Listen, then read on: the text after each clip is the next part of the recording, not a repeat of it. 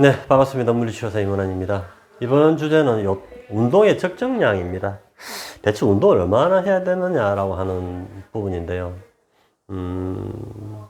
저도 굉장히 많은 고민을 했고, 특허를 걸어 놓은 상태입니다. 특허명은 에어로비트.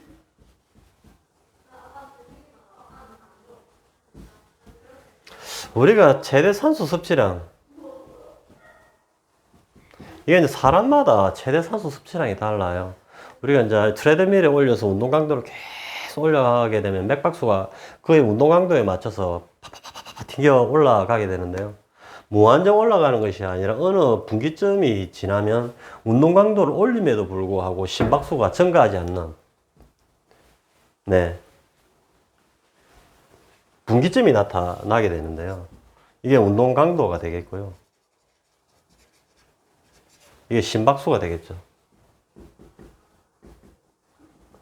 심박수가 더 이상 올라가지 않는 이 지점을 최대 산소 섭취량이라고 부릅니다.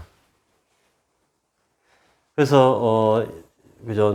사람마다 다 다르겠죠. 남자와 여자, 운동하지 않은 사람, 운동한 사람, 운동한 사람이라도 엘리트 선수와 일반인 간에 심장이 버틸 수 있는 최대 부하량, 이 심장이 산소를 빨아들이는 최대 산소량을 말합니다.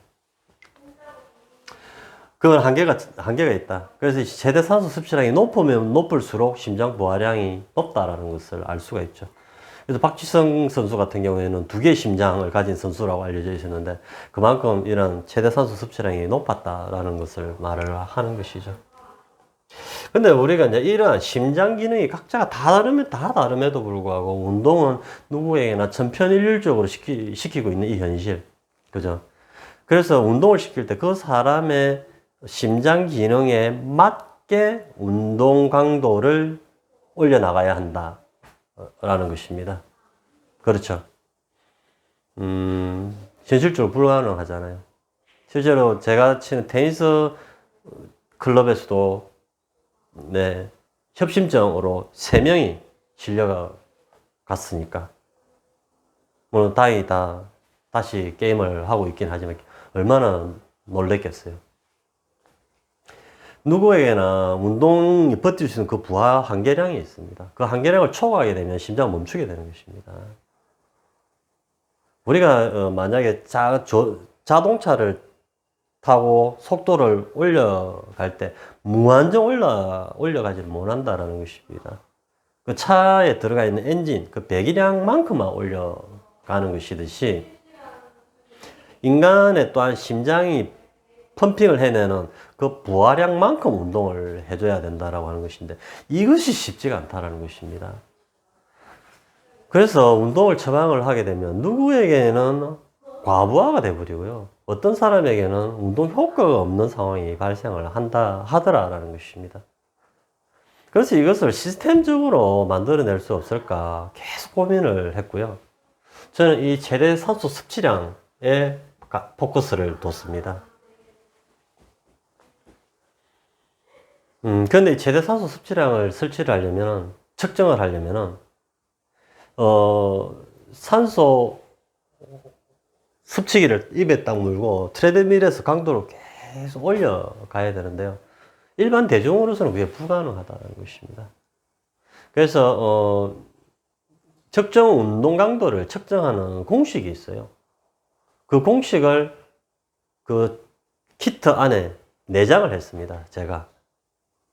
그래서 평균적인 나이에 맞게 그것이 이제 공식이 들어가는 건데요. 자기 나이를 입력을 하면 최대 산소 섭취량이 딱 뜨게 됩니다. 그럼 자기가 이제 뛰고 싶은 운동량을 정하는 겁니다. 그것을 이제 스마트폰에 어플에서 세팅을 해가지고 운동 강도를 60에서 70% 세팅을 하겠다.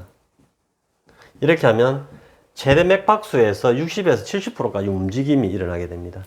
60%로 올라오기까지는 진동이 계속 오게 되고요. 60% 올라오면 이제 신호를 주면서 운동이 시작이 되는 것입니다. 70%를 오버하게 되면 다시 무산소 에너지가 되기 때문에 지방이 연소가 안 된다라는 측면이고요. 60% 미만으로 운동을 해도 운동 효과가 없기 때문에 지방이 연소가 안 된다는 측면에서 보면은 이 상황을 계속 유지를 하는 것이죠.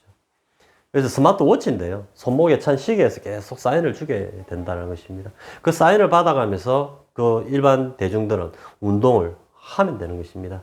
운동 강도가 낮으면 낮다고 사인을 주게 되고, 운동 강도가 높으면 높다고 계속 사인을 주게 되는 것이죠. 그 사인을 받아서 운동을 하게 되면, 아니면 다른, 이 워치가 없을 때는 3시간, 4시간 하는 운동을 이 워치를 딱 끼고 하면 1시간 만에 딱 압축해서 운동을 할 수가 있고, 원하는 만큼의 지방을 연소시킬 수 있는 장비이긴 합니다. 그래, 이런 것들이 조금 더 좀 개발이 좀 됐으면 좋겠어요. 우리가 이제 갤럭시 S3인가요? 삼성에서 나온 스마트워치도 있고, 애플에서 나온 것도 있고 하는데, 아직은 이러한 이제 운동 기능을 정확하게 체킹하는 프로그램은 아직 내장이 되어 있지 않습니다.